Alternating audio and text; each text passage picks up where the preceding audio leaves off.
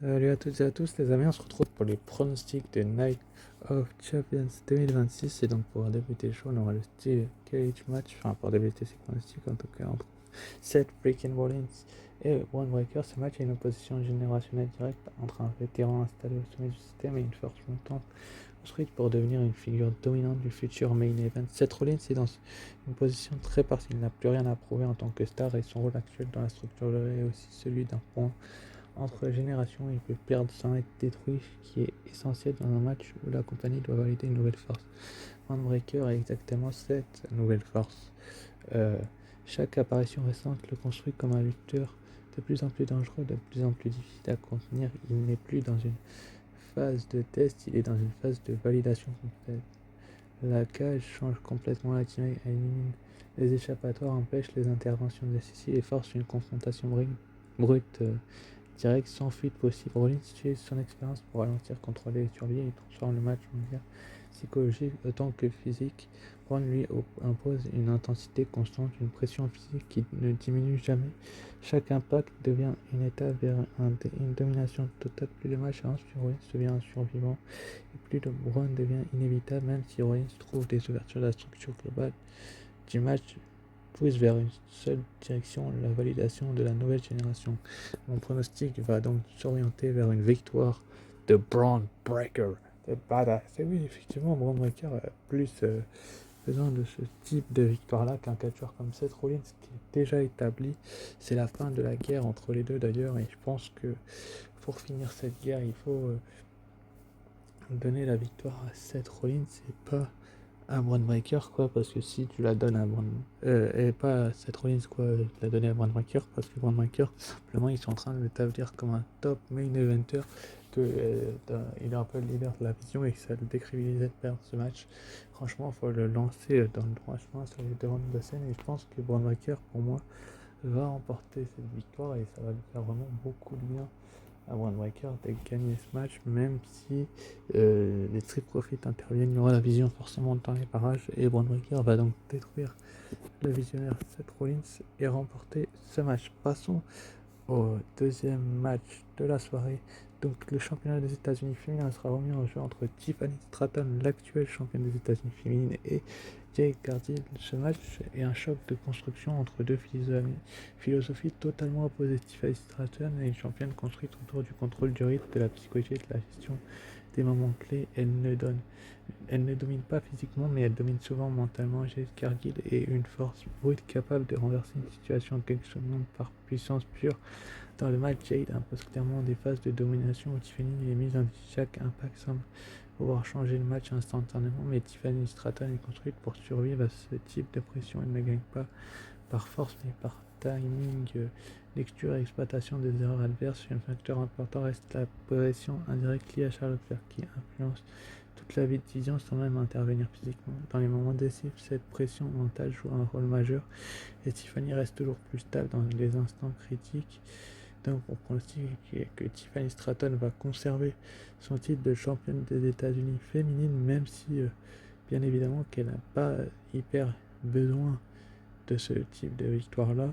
Pour la relancer, ça serait top de lui donner cette victoire et de lui permettre de conserver son titre, même si je pense que dans un chaos complet, elle doit apprendre à gérer ces situations seules. Mais là, étant donné ce qui s'est passé dans le Queen of the Ring, dans la demi-finale entre Charlotte Flair et Liv Morgan, pas au dernier SmackDown, mais à celui d'avant, je vois bien Charlotte Flair faire perdre Tiffany Stratton et ça serait une très bonne idée et ça serait la meilleure chose même que la WWE pourrait faire, ce serait de donner la victoire à Tiffany Stratton qui est habituée à ce type de conseil et sait comment l'utiliser à son avantage dans les moments décisifs comme je vous ai dit, et c'est la meilleure chose qu'il puisse faire, c'est de faire gagner Tiffany Stratton qui a besoin en fait de consolider son règne en tant que championne des États-Unis et de démontrer à Jade Cargill que sa défaite face à elle précédemment n'était qu'une simple erreur de la WWE qui s'est trompée. Ça peut arriver et là ils se remettent sur le droit chemin et la victoire de Tiffany pour moi ne fait aucun doute. Ce serait même très bien qu'elle gagne ce match. Enfin bref, passons à la suite.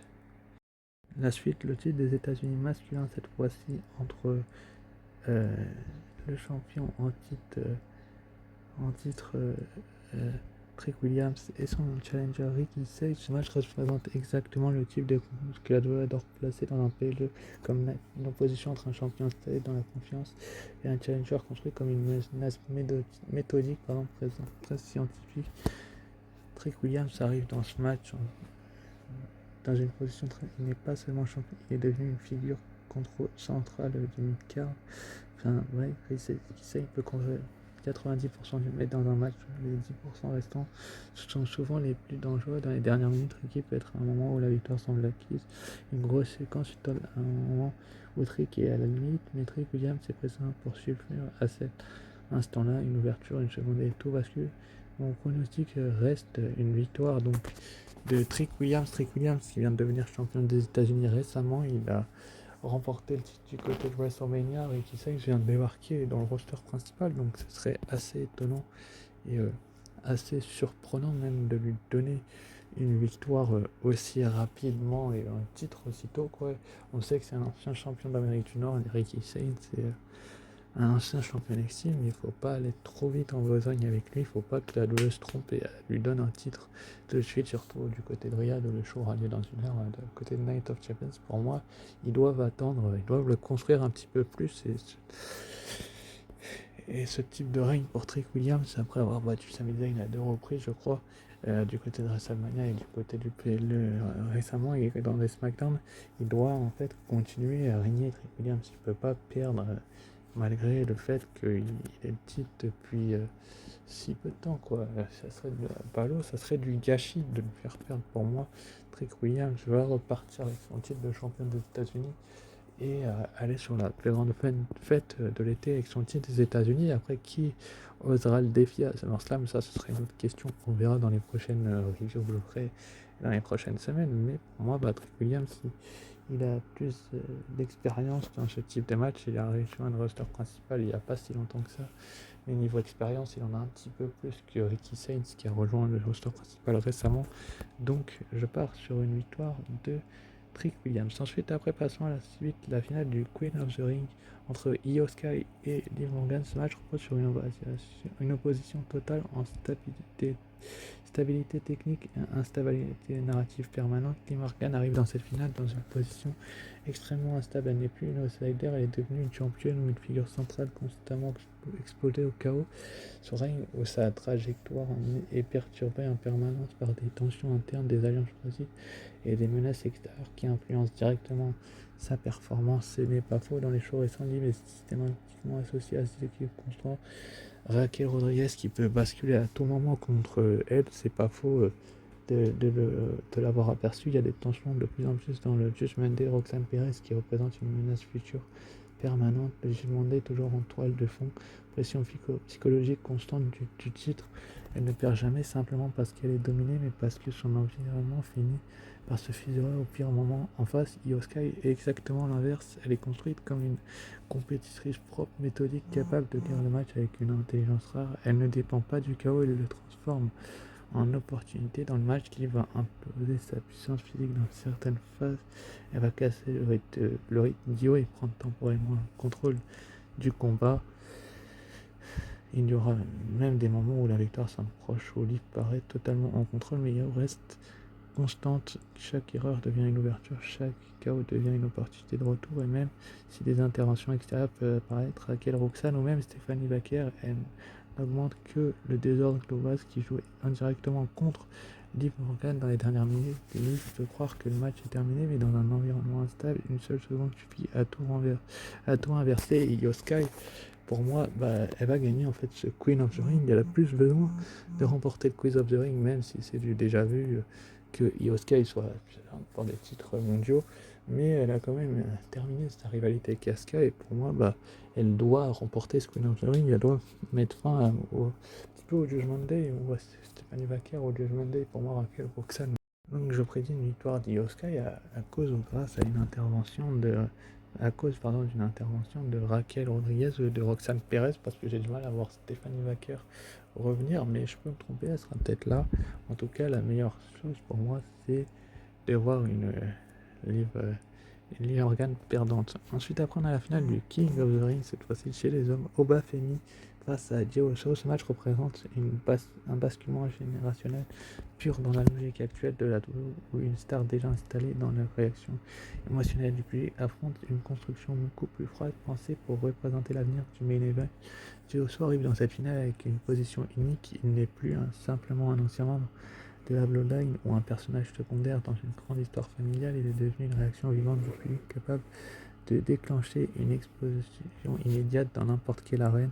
Son énergie est instinctive, presque indépendante du booking lui-même, et c'est précisément ce qui rend chaque match où il est impliqué imprévisible en apparence, mais dans une structure comme le King of la logique. Et ce temps-là n'est pas conçu pour célébrer une popularité déjà acquise, mais pour construire une trajectoire future vers le meilleur. Dans cette logique, Oba Femi devient central. Oba Femi est construit comme une montée constante, presque inévitable. Chaque apparition récente renforce son image de puissance dominante, et chaque victoire ajoute une couche supplémentaire à son statut de futur pilier de la. Il n'est pas encore totalement installé dans le tout dans sa présentation indique que cette étape n'est qu'une question de temps. Dans le match, Uso va utiliser tout ce qu'il a construit jusqu'ici. Sa vitesse, son créer des moments émotionnels vont lui permettre de surveiller, même de dominer certaines séquences. À plusieurs reprises, il va faire croire à la victoire, notamment dans des Fall où le public va complètement basculer dans l'idée d'un triomphe possible. Mais plus le match avance, plus la réalité physique s'impose. Oba-Femi ne change pas seulement le rythme, il écrase progressivement les options de jeu. Chaque échange devient plus lourd. Chaque impact réduit les possibilités de combat, même lorsqu'il trouve une ouverture. Il demande de plus en plus d'énergie pour être exploité. Les éventuelles interventions liées à la botlane ou à son environnement ne modifient pas la structure globale du match. Elles servent uniquement à renforcer une idée simple. Jay est seul face à une force trop grande pour lui, et donc du coup Oba-Femi va gagner ce King of the Ring et aller affronter le champion soit du monde Roman Reigns, soit le champion disputé de Cody Rhodes. Ouh, ça va changer, on verra bien. Mais il y a un autre scénario où Jey Uso gagne grâce à un retour de Brock Lesnar. Mais ça, c'est un scénario un petit peu loufoque et fou. Je peux me tromper et peut-être qu'il arrivera. Mais pour moi, je prédis donc une victoire de Oba Femi qui a le plus besoin du King of the Ring que un Jey Uso. Bref, passons donc au dernier match. Le championnat undisputed de la WWE est remis en jeu. Gunther face à Cody Rhodes, qui est le pilier et qui représente le sommet absolu, non seulement en termes de prestige, mais surtout en termes de structure narrative. Ce n'est pas juste un match de championnat, c'est une cohésion entre trois philosophies complètes du catch moderne.